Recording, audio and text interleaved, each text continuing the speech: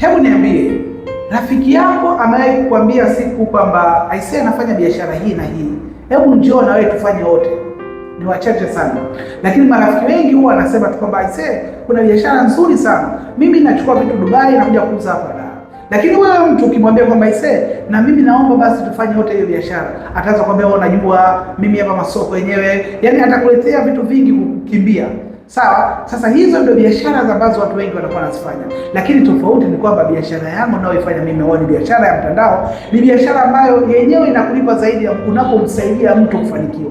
Kwamba mimi ninapokusaidia wewe kufanikiwa ndipo mimi ninapolipwa, lakini kama sijakusaidia kufanikiwa mimi siwezi kulipwa chochote. Na hiyo ndio biashara ambayo hauwezi kurogana wala hauwezi kuumizana, kwa sababu mimi natakiwa nikusaidie wewe, lakini hizo biashara zingine inatakiwa mtu awe against na wewe, kwa sababu kama mimi nafanya biashara fulani nikakuonyesha soko, sawa, ina maana wewe utachukua soko langu. Ndio maana watu wengi hawapendi kuambia hata marafiki zao biashara wanazofanya, lakini pia hawapendi kuwaongoza katika njia ambao wao walikuwa wanaifanya.